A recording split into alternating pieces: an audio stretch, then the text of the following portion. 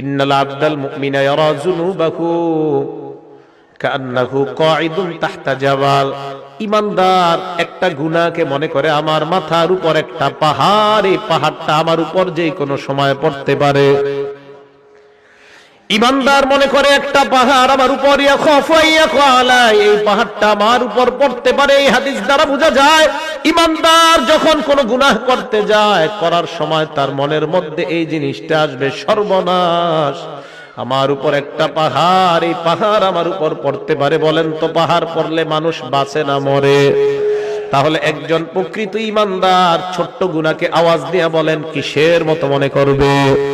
আপনাদের হাত পায়ে ধরে বলি, আজকে থেকে গুনাহ করার আগে কথাটা মনে রাখবেন, আমি একজন ঈমানদার, একটা গুনাহ আমার কাছে পাহাড়ের মতো মনে হওয়া দরকার।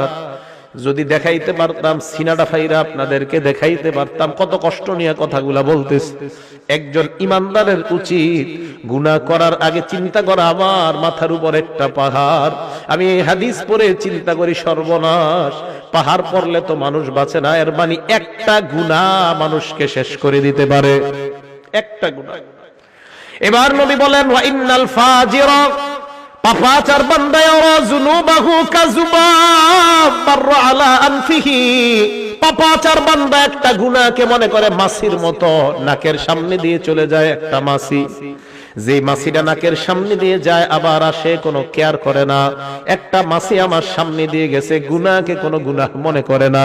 পাপাচার বান্দা গুনাহকে গুনাহ মনে করে না, গায়ে হলুদের অনুষ্ঠান করে কিছু মনে করে না, সাউন্ড বক্স বাজায় গান বাজায় কোনো কিছু মনে করবে না, বিশাল বড় বড় গানের পার্টি করবে কিছু মনে করবে না। তার কাছে মনে হবে একটা মাছির ডানা আমার সামনে দিয়ে যায় আবার আসে। বলেন তো যদি ঈমানদার হয় ওই গুনাহ কিসের মতো মনে হবে? মনে থাকবে নি? এবার শোনেন, নবী বলেন যদি গুনাহ হয়ে যায় আল্লাহর কাছে তওবা করো, আল্লাহ তোমার জিন্দেগীর গুনাহগুলো মাফ করে দিবেন। হাদিসের মধ্যে নবী উদাহরণ দিয়ে বুঝায়, লাল্লাহু আফরাহু বিতাওবাতি আবদিহি মিন রাজুল নাযালা মানজিলাত ওয়া বিহি মাহলাকা।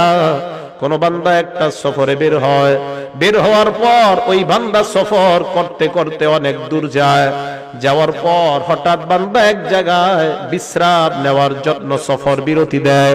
হঠাৎ আশেপাশে তাকায় দেখে কোনো মানুষ নাই, ঘর নাই, ঘর বাড়ি কিছু নাই। যেই কোনো মুহূর্তে তার উপর কোনো হিংস্র প্রাণী আক্রমণ করতে পারে, অথবা কোনো ডাকাত দল তার উপর আক্রমণ করতে পারে। আশেপাশে তাকায় দেখে কেউ নাই, কেউ নাই। এবার ওই বান্দা, তার সাথে তিনটা জিনিস আছে। এক নাম্বার মাহু রাহিলা, তার সাথে আছে তার বাহন, বাহন। দুই নাম্বার আলাইহা তাআমুহু ওয়া শারাবু, ওই বান্দার বাহনের উপর তার খানা এবং তার পানি তার বাহনের উপর। শুনেন, এক ব্যক্তি সফরে বের হয়, বের হওয়ার পর যাইতে যাইতে হঠাৎ এমন একটা জায়গায় যাত্রা বিরতি দেয়, যেই জায়গায় যাত্রা বিরতি দেওয়ার পর আশেপাশে তাকায়া দেখে কেউ নাই, যেই কোনো মুহূর্তে তার জীবনটা চলে যাওয়ার আশঙ্কা। এমন একটা ভয়ঙ্কর মুহূর্তে ওই বান্দা এবার তার সাথে মাত্র তিনটা জিনিস, ওয়াবিহি মাহলাকা, প্রাণ নাশের আশঙ্কা, বাহু রাহিলা, তার বাহন আছে, খানা আছে, পানি আছে, আর কিচ্ছু নাই। বান্দা চিন্তা করলো একটু ঘুমায় নেই, ঘুম থেকে ওঠার পর আবার সফর শুরু করব। ফানামা নাওমা, বান্দা ঘুমায় যায়, ঘুমানোর পর ফাস্তাইকাযা, আবার জাগ্রত হয়। জাগ্রত হওয়ার পর তাকা দেখে তার বাহনটা হারায় গেছে। বাহন কি হয়েছে? হারায় গেছে। বুখারী শরীফের হাদিস। এখন বলেন তো বাহনের সাথে কি ছিল? খানা পানি ছিল, তাহলে সব গেছে। ফাশতাদ্দাল হাররু ওয়াল আতাশু, প্রচন্ড গরম আবার প্রচন্ড পিপাসা, পানি কই? হ্যাঁ, চলে গেছে। বান্দা চিন্তা করে সর্বনাশ, আমি আমার বাহন হারিয়ে ফেললাম, খাবার হারিয়ে ফেললাম, পানি হারিয়ে ফেললাম, কি করা যায়? বান্দা চিন্তা করে আবার যদি ঘরে ফিরে যাই সম্ভব না, যদি আমি আবার আমার গন্তব্যের দিকে রওনা হই তাও সম্ভব না, কারণ খানা পানি বাহন কিছুই নাই। এবার বান্দা আল্লাহর উপর ভরসা করে চিন্তা করে এই জায়গায় ঘুমায়া যাই, যেন ঘুমের মধ্যে আমার মরণ হয়ে যায়। পিছনেও যাবো না, সামনেও যাবো না। বান্দা ঘুমায়া যায়, শোনেন, বান্দা ঘুমায়া যায়, ফাস্তাইকাযা, ঘুম থেকে জাগ্রত হয়, হঠাৎ হওয়ার পর দেখে তার বাহন খানা পানি নিয়ে উপস্থিত হয়ে যায়। হাদিসটা বুঝছেন? হাদিসটা বুঝছেন নি সবাই? কিছু কয় না, বুঝছেন নি? আচ্ছা, এই যে বাহন আসলো, খানা আসলো, পানি আসলো, বান্দা যে হারাইলো, হারানোর পর আবার ফিরে পাইলো, কেমন খুশি? অনেক খুশি না? নবীজি বলেন এত খুশি হয় বিশিদ্দাতিল ফারহি, খুশির অতি সহ্যে। গ্রাম্য বাংলায় কই খুশির ঠেলায়। কি কয়? খুশির ঠেলায় আল্লাহ রে কয় আল্লাহুম্মা আনতা আব্দি ওয়া আনা রাব্বুকা, আল্লাহ আপনি আমার গোলাম, আমি আপনার রব। হ্যাঁ, আল্লাহ রে কয়, মানে এ জানে না এর মুখ দিয়ে কি বের হইছে কইতে পারে না। ঠিক আছে না কথাটা? আলে হাদিস ভাই থাকলে কেউ জবাব দেন, এই হাদিসের জবাব দেন। এই হাদিসের কি জবাব? বুখারী শরীফের হাদিসই তো আসেনি এলাকায়। হ্যাঁ, আলে হাদিস ভাই আছে এলাকায়?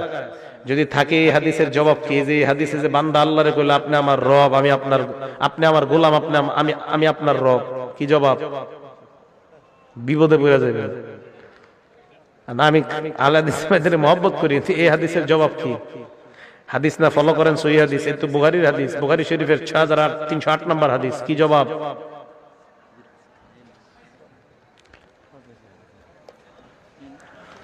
এর মানে বোঝা যায় বান্দার মাথা ঠিক ছিল না। আল্লাহরে কি বলছে বান্দার মনে নাই। বান্দা আল্লাহরে খুশির ঠেলায় বলছে আল্লাহ আপনি আমার গোলাম, আমি আপনার রব। নবী বলেন এই বান্দা হারিয়ে যাওয়া বাহন ফিরে পাওয়ার পর যে পরিমাণ খুশি হয়, একজন বান্দা গুনাহ করার পর তওবা করলে এর চাইতে কোটি গুণ বেশি আল্লাহ খুশি হয়ে যায়। আল্লাহ এত খুশি হয় বান্দা গুনাহ কইরা তওবা করে আল্লাহর কাছে। তাহলে বলেন আজকে থেকে আমরা ওয়াদাবদ্ধ, গুনাহ করার পর কাউকে বলবো না, বলবো একমাত্র একজনকে। আওয়াজ দিয়া বলেন তিনি কে?